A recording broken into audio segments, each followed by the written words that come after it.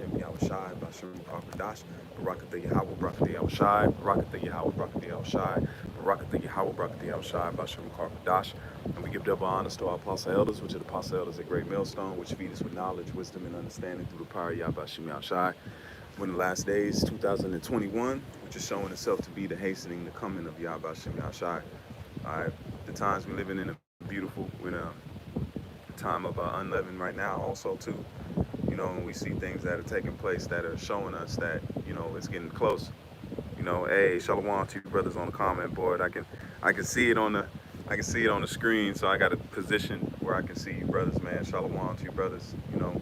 Hope you brothers had a beautiful Pesach and enduring in these times, man. But this lesson, just to go into, this was on my spirit this morning, and just to go on the fact of, we're going to have a reward, and what's another main thing of that reward is the Lord having mercy on your seed, in your household, in your generation. That's what that was an important thing to us, and I think we've lost that through, just being thrown off and being put down as slaves and being, losing who we are. A part of our culture is our seed. That's why the Lord said, teach thy children. And the Lord put that in us to make sure we instill that, and that's why these nations sort of copy that. You even see Issachar that keeps that type of family lifestyle today, but they do that by the Spirit. They even say soul food, when Big Mama's house with the Sunday dinners and all that family, but that's just the dregs of it, the GMO of it. But the true understanding of that is the Lord would preserve your seed. That's why he says he punishes generation to generation. So it only makes sense that he's going to bless generation to generation. Why would he punish generation to generation, but then turn around and bless other nations and other people that have nothing to do with what you get in trouble for? What it says in the scriptures, it says what? Where there is no law, there is no sin. So why did we go into slavery? It's because we sinned. Okay, why did we sin? Because we were the people that was given the law. All right? Because right now, if everybody's under the same covenant, everybody should be in slavery. Ask yourself that. If the Israelites are in under the curses right now, who should be ruling over them? If everybody's going to make it. If everybody's going to make it, everybody's going to join in the kingdom. But it says that through much tribulation, they shall enter into the kingdom of heaven. So that would say that you would have to be what? You would have to be in bondage. And the Lord would have to free you from that bondage and then give you the kingdom of heaven. See, hold on, let me get a quick precept. This is the book of Isaiah. This is the book of Isaiah.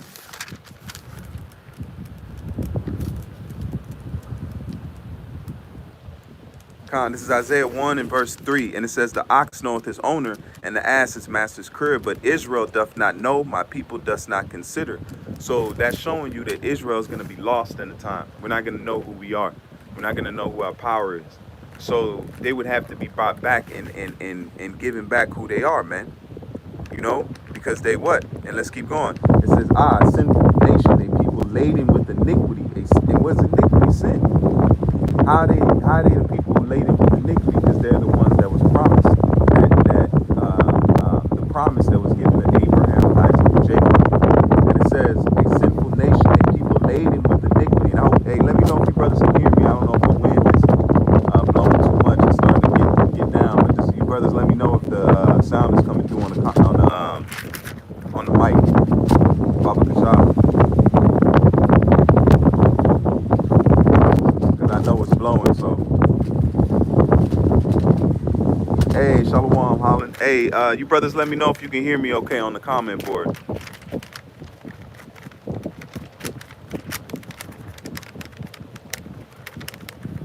Okay, it's a bit windy. Okay, hold on. Let me try to do something. Let me see if I move it this way a little bit. Okay, it's better now. Is it a little better now?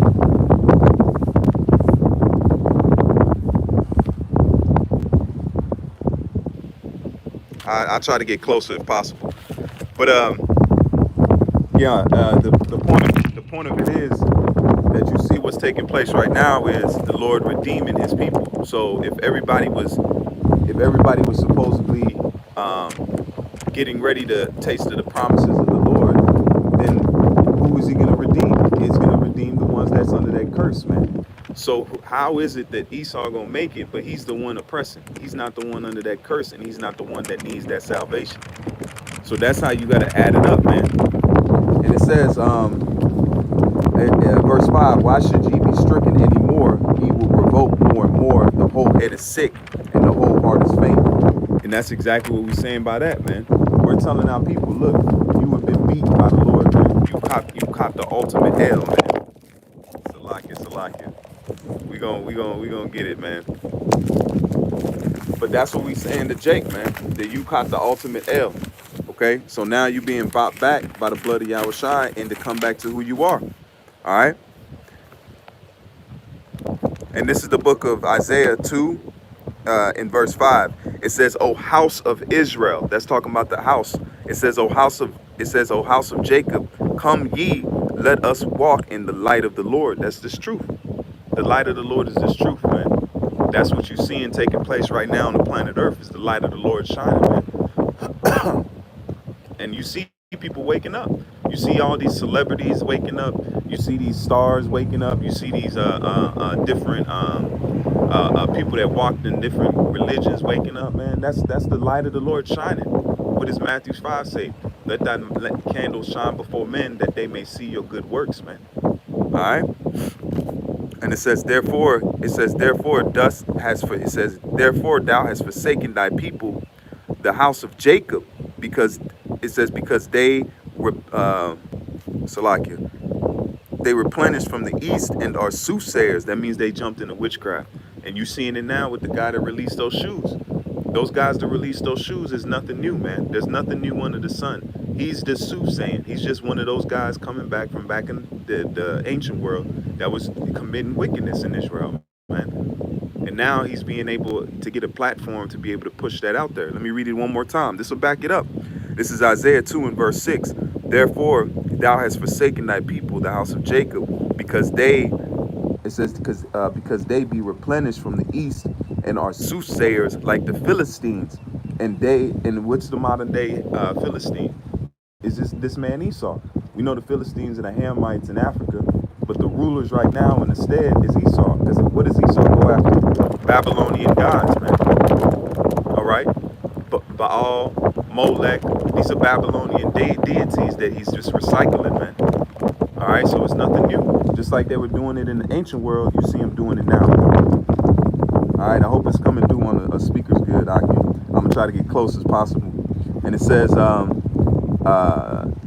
and they please themselves. It says, and they please themselves in the children of strangers. And you see it now. They want to go into the ways just like they did in the garden. They sewed together fig leaves to what? To hide themselves among the trees, man. Okay. Let me jump down. Let me see. But let's jump into the main lesson. The Lord is going to have, if we hold on, the Lord is going to have mercy on our children also, our household. That's why we hope that we be a part of that hopeful number. You're not just, putting in work for yourself. And, of course, it's you want self-preservation, but this is a part of us, our nation being put together wholly, man. That means our people, you see, that's why it says in the streets of Jerusalem, we have old and children, man. They're going to be playing. That's a promise that the Lord gave us. That's a part of our salvation and the blessing. It's for your children to lay down and nothing to make them afraid, man. All right? This is the book. Let's jump to Proverbs. All right? This is the book of Proverbs. Ooh, jump right to it. The wind blew it right to it. Hey, call on me. How about you outside?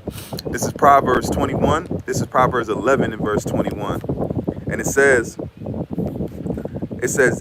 though hand join in hand, the wicked shall not be unpunished, but the seed of the righteous shall be delivered.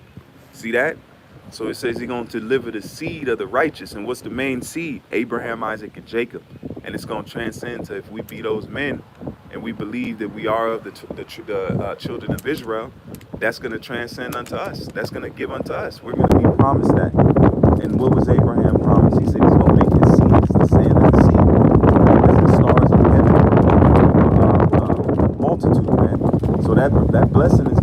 give unto us. That's why the scriptures say, if you brothers want to read into it, it says that the angels you have dominion over the angel, but your name is written in heaven, man. And it says that he's going to make your seed as the grass, man. That's why it says a small one shall become a strong nation. That's that blessing from Abraham. That's them getting that blessing back. And that means when we get in the kingdom, we're going to have that blessing of Abraham, man. Okay, the Lord, when he blessed him, he said he's going to turn his seed. So his children are going to multiply. That's what we're going to be. In the kingdom, we're going to overrun the earth, man. And we're going to be the ones that don't go out either. We're going to be the ones that we don't have to worry about death. We don't have to worry about passing away and, you know what I'm saying, saying goodbye to your loved ones. No more sad R&B songs, you know, Jay. We remember all that. We ain't doing that no more. Okay? Because Yahweh Shemashah is going to make us an everlasting branch, man. An everlasting household. All right? Everlasting bayah, man. Okay, that's what we're waiting on, man. Of course, we're going to have these heathen in subjection. We're going to be over the thing, but the main blessing, man, the Lord's going to preserve our seed, man. Imagine seeing your children's children, and you enjoy everyone. They're gonna your great grand your times 10 grandkids gonna bring their kids to you, man. And you're gonna be able to enjoy and see yourself multiply that much, man. That's a heavy blessing.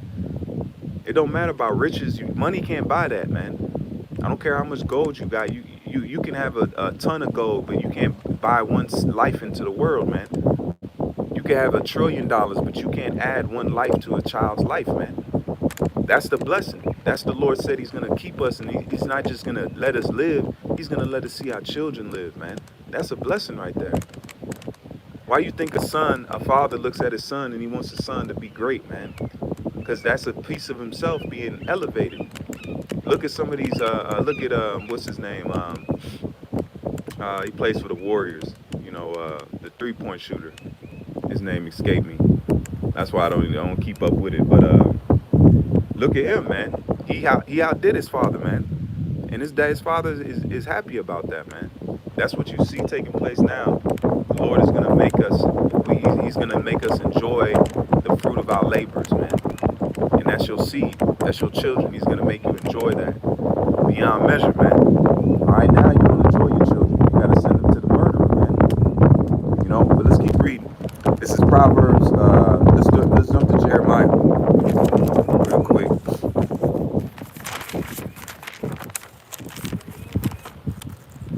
This is the book of Jeremiah 31 and verse 16.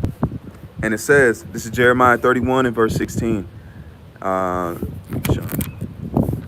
wind whipping these pages around, but hey, you know, the Spirit had me come here. Lord willing, the sound comes through good, and you brothers enjoy the scenery with me.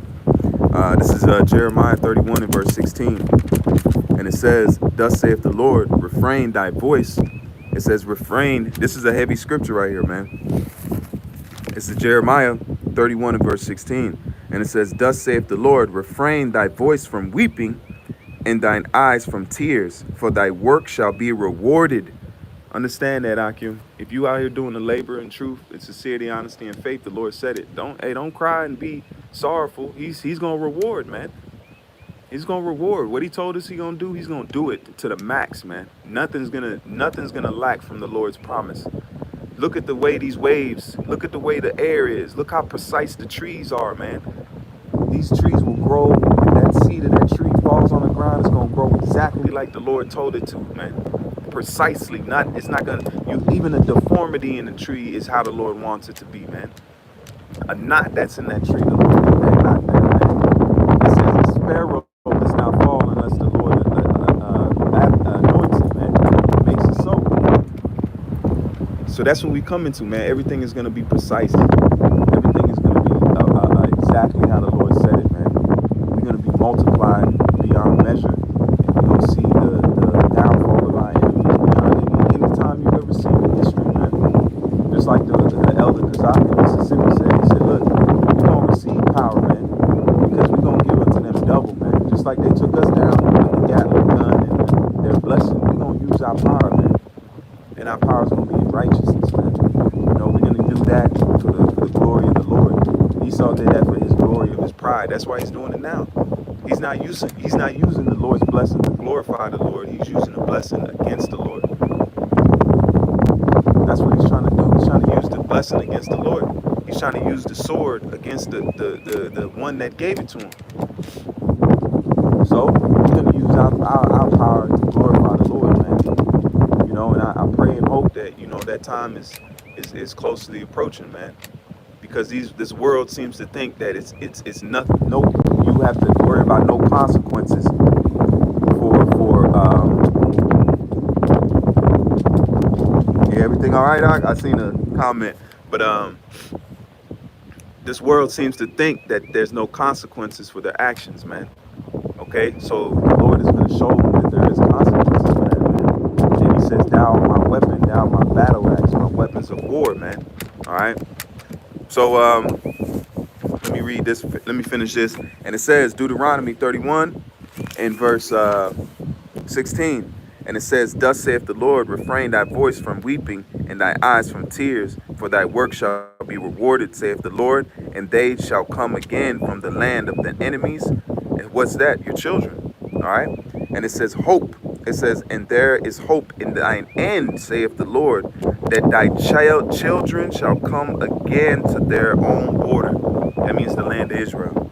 And it says, I have surely heard Ephraim bemoaning himself thus, Slack, thou hast chastened me, and I was chastened as a bullock uncircumcised. That's it on that. But the main component, Jeremiah, is, hey, our children will be saved, man.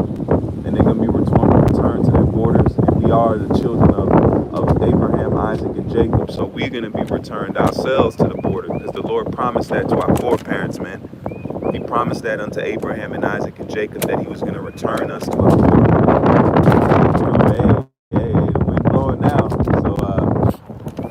So I'm gonna get closer, but Lord willing, the lesson was edifying, and the main point is just, Akim, hold on, man. You ain't just doing it for yourself. You're doing it for your generation. Just like the men before us held on because they seen us. They did it for the future. You know what I'm saying? Just like us now, we seeing our future is going to be established, man. We're not looking at this present. We're investing in something. That's why you have faith. Faith is the belief of things not seen, man. Okay? Faith is the belief of things not seen. So we putting our faith in something that is we can't see. It's in the future. Just like our foreparents did the same, man. And we received their promise. Did we not? Did the Lord not wake us up? Did the Lord not put the spirit in us to go out on the highways and byways? Did he not fulfill Ezekiel the 37th chapter? Did he not say, I will put my spirit on your sons and your daughters, and they shall prophesy and have dreams? So the Lord fulfilled that promise to our foreparents by giving us. So how much more our investment the Lord's not going to make good, man? The investment we put in, we're not going to get a return on that, man. Double, triple, man. He told Job, he gave Job double what he lost, man. So he's gonna give us double, man.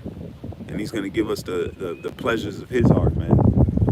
Things like this. This is just gonna be a small oasis for us, man. This might be one brother's his lake house, man. Might sit on all this property by himself with his children, man. But Lord willing, this lesson was edifying, and I think I'm ended there. Like I said, Lord, I can do another part. I got some more precepts, but the point is there, man. The Lord's getting ready to beautify us, man. He's getting ready to take us from this place and give us the kingdom, man. And you, Akim, gotta believe that and put your faith into that.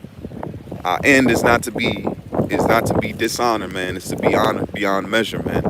So with that, our Lord willing, this was edifying, and I want to give all honor and praise unto Yahweh, Ba'ashem, Yahweh Shai, Ba'ashem, Rakar Kwadash. Barakatha Yahweh, Barakatha Yahweh Shai, Barakatha Yahweh, Barakatha Yahweh Shai, Barakatha Yahweh, Barakatha Yahweh Shai, Ba'ashem Rakar Kwadash. And shalom to you, Akim, out there. Keep faith, keep fighting. We almost home, man. Paradise is coming.